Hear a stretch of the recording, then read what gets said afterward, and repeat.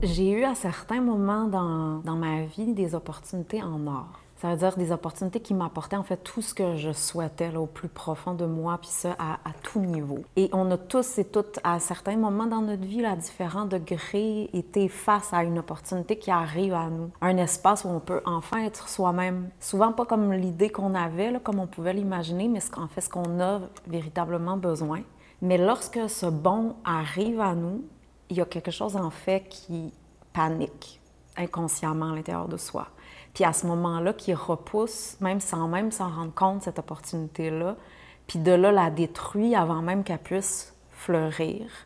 En d'autres mots, finalement, bien, on sabote. On dit qu'on veut changer, qu'on veut de l'amour, puis qu'on veut l'abondance dans notre vie, mais au moment où ça commence, là, juste à pousser puis à se présenter à nous, mais si souvent, finalement, on recule. Puis c'est pas nécessairement par mauvaise volonté, c'est que, en fait, c'est vraiment une chose d'y rêver puis de le fantasmer, mais c'en est une autre de le vivre, puis de le recevoir, puis de le cultiver. Et parfois, même, on n'arrive même pas à voir la beauté ou l'opportunité qui est là devant nous. On est tellement accroché à des idées, parce que l'idée, elle est pas menaçante. En fait, elle n'est pas réelle. Même si, au fond, on est touché, puis c'est justement là, le hic, c'est qu'on ne veut pas se laisser véritablement être touché, parce qu'on ne veut pas perdre le contrôle, cette idée-là du contrôle.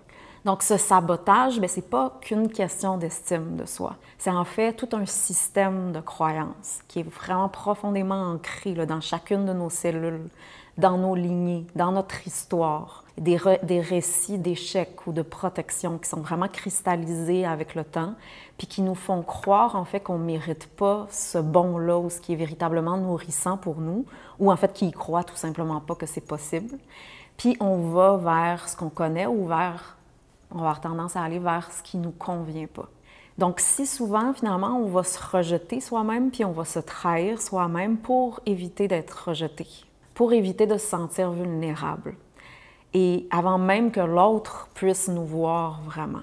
Parce qu'au fond, on a cette croyance-là que si cette partie-là de nous là, était exposée, celle qui a toujours été cachée, qu'en fait, généralement, on ne connaît même pas nous-mêmes, vraiment, bien, on serait plus aimable puis on serait plus acceptable. Donc, on va protéger la façade qu'on a apprise par survie, qui nous permet de survivre, même si elle nous empêche d'évoluer sur notre chemin.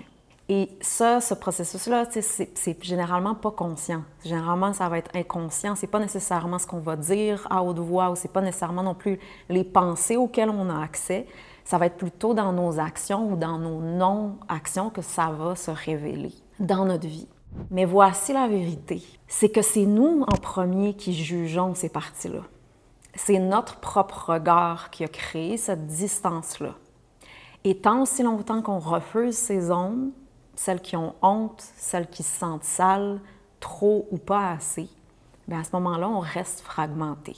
Alors, ce qu'on fait souvent, c'est qu'on va chercher, attendre puis chercher à ce que quelqu'un nous répare ou quelqu'un nous sauve. On va espérer qu'un jour, il y a quelqu'un qui va nous aimer assez pour faire taire cette voix-là à l'intérieur de soi qui dit « si tu savais là, qui je suis vraiment, tu ne m'aimerais pas ». Et donc, on va aussi souvent vers des relations qui nourrissent nos mêmes patterns qu'on connaît, là, des relations parasitaires ou des dynamiques qu'on connaît bien, des personnes qui sont soit plus faibles que nous, donc qui vont accepter d'entretenir puis de nourrir notre illusion, ou vers des relations qui sont fantasmées, qui sont inaccessibles, pour jamais finalement être confrontés à soi, à ce malaise-là qu'on porte à l'intérieur. Et à ce moment-là, bien, on garde une forme de contrôle. Puis ça fait qu'on évite d'être vulnérable, puis on évite de faire face à ce qui n'est pas encore guéri à l'intérieur de soi. Parce que si je n'ai pas appris l'amour-propre, si je n'ai pas eu de modèles qui m'ont permis de voir que c'est possible,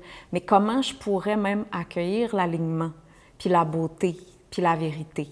C'est presque en fait un sacrilège pour quelqu'un qui ne le connaît pas. Donc, même si on essaie là, de tout, par tout notre pouvoir de l'ignorer, bien, on le sent toujours. C'est comme toujours là en background, comme un fond sonore.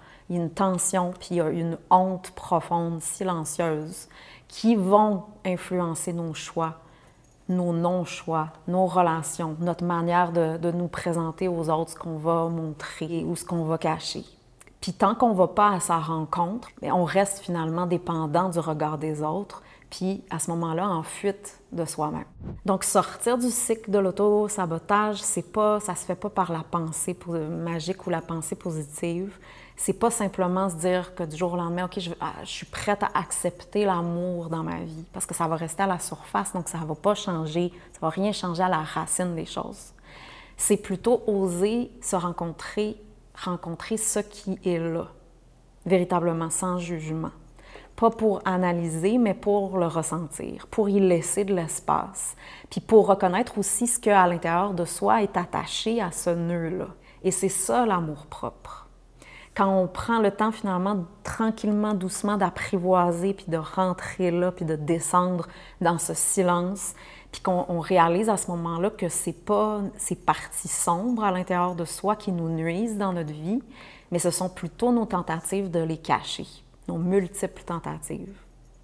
Et très souvent, c'est en fait le fait d'essayer de cacher ces parties-là de soi qui rend les autres mal à l'aise face à nous, qui rend les situations maladroites ou awkward, et non pas la partie qu'on sent qui ne devrait pas exister. À ce moment-là, il y a nos mécanismes de protection qui viennent prendre le dessus, on peut toujours compter sur eux là, quand on est mal à l'aise et qu'on ne connaît pas ce qui vit à l'intérieur de soi, mais à ce moment-là, on va toujours se sentir insatisfaite parce qu'on ne va jamais arriver à véritablement être soi avec les autres, avec soi-même dans le monde. Et donc, à ce moment-là, ça va être ces parties réprimées qui finalement, paradoxalement, vont influencer nos choix. Pas parce qu'elles sont mauvaises, mais parce que justement, elles n'ont jamais eu cet espace-là pour exister consciemment, puis c'est tout ce qu'elles attendent. Et donc, c'est à partir de cette rencontre-là avec soi que, doucement, tranquillement, il y a quelque chose qui change. Bien entendu, c'est pas instantané, mais c'est profond, puis ça éveille doucement une vague de fond, puis on commence à se voir différemment. On cesse de vouloir être quelqu'un d'autre, puis on commence à tranquillement se recevoir, puis se recevoir ces énergies-là en soi sans jugement. Puis finalement, on se donne l'écoute qu'on n'a jamais reçue ou qu'on ne s'était jamais donnée. Et l'amour de soi, c'est pas un concept, puis c'est en fait une posture, puis c'est une décision à faire et à refaire, de plus se trahir, même quand c'est inconfortable, même quand tout ce qu'on a envie, c'est de partir en courant. Puis c'est de rester là, finalement, avec là où, généralement, on aurait fui. Puis à ce moment-là, plus on apprivoise, puis qu'on rentre en relation avec soi, mais on n'a plus besoin de se saboter. Parce que ce qui vit en nous, c'est plus une menace à notre survie. On n'a plus besoin de le cacher. Et à ce moment-là, on apprend à connaître ces parties-là, à les habiter, à les comprendre, à voir c'est quoi leur utilité dans notre vie, puis on apprend même à aimer ce qu'on rejetait depuis toujours, puis découvrir finalement nos plus grandes forces qui s'y trouvent. Puis peu à peu, l'espace intérieur se transforme et on ne se bat plus avec soi constamment parce qu'on ne réalise pas à quel point on se bat contre soi-même. Et c'est là que finalement l'énergie vitale se met à revenir puis à circuler. Puis c'est là aussi que de nouveaux choix deviennent possibles dans notre vie. Puis c'est là qu'on se remet à regagner notre dignité perdue et oubliée.